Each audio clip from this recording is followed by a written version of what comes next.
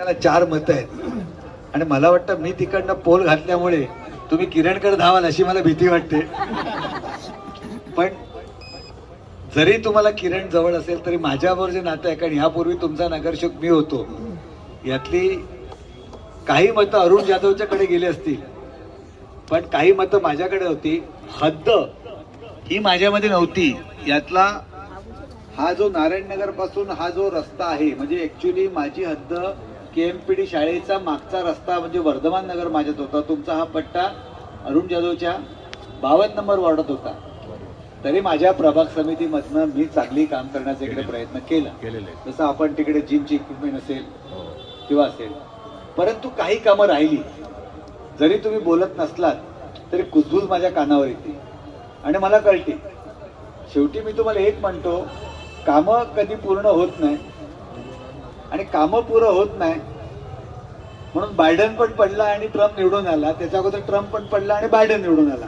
म्हणजे अमेरिकेसारख्या विकसित राष्ट्रात सुद्धा आज निवडणुका होतात, म्हणजे कामं बाकी राहतात. त्यामुळे आपण पहिले लक्षात घेतलं पाहिजे की कामं ही तुमची राहणार आणि जोपर्यंत कामं तुमची राहणार तोपर्यंत लोकशाही राहणार, निवडणुका होत राहणार. कारण त्या निवडणुकीच्या माध्यमातून आम्ही प्रचारला येणार, तुम्ही कामं सांगणार आणि आम्ही ती पूर्ण करणार. मला आता कळलं की ट्रान्सफॉर्मरचा मुद्दा आहे. पण 2020 पासून मी नगरसेवक नाहीये. कोविडच्या अगोदर आमची महानगरपालिका डिझॉल्व्ह झाली आणि जवळपास 2020 जानेवारी पासून ती आजगायत निवडणुका झालेल्या नाहीत. तुमचा प्रतिनिधी नाहीये. म्हणजे चेंबरची झाकडं असतील किंवा इतर लाईट असतील, माझ्या कार्यकर्त्याच्या माध्यमातून म्हणजे महेंद्र असेल किंवा अवधूत असेल यांच्या माध्यमातून आपण करण्याचा प्रयत्न करतो. बऱ्याच वेळेला तुमच्या इकडले पदाधिकारी, तुमच्या कल्याणकारी संस्थेचे पदाधिकारी माझ्याकडे येतात. मग त्या सांगळे असतील, मोहिते असतील, पण मला वाटतं तुम्हाला सांगतात की नाही ते मला माहित नाही की कामं होतात की नाही. कारण बऱ्याच ठिकाणी आम्ही जातो तेव्हा लोकांना हे कळत नाही की काम कोण करते. तर ही कामं आमच्या माध्यमातून आम्ही करत असतो. पदावर नसताना सुद्धा नाईक साहेब असतील, तुम्हाला भेटत होते, मी स्वतः भेटत असतो. काही लोकांचे काकडे परिवार संबंध होते, ते किरणशी भेटायचे, किशोर काकडेला भेटायचे, त्यांची काम करण्याचा प्रयत्न करायचे.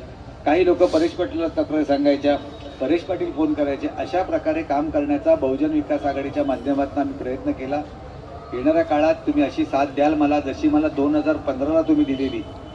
त्यानंतर जे मी काम केलं त्याची परीक्षेला मला बसताच आलं, तर डायरेक्ट 2026ला बसलो. त्यामुळे या परीक्षेत तुम्ही मला पास कराल, कारण आपल्या मथुरानगरमध्ये मी नगरसेवक झाल्यानंतर सुद्धा पाण्याचा प्रॉब्लेम होता. मला वाटतं माझ्या कालावधीत तो दूर करण्याचा आपण प्रामाणिकपणे 100% प्रयत्न केलेला आहे.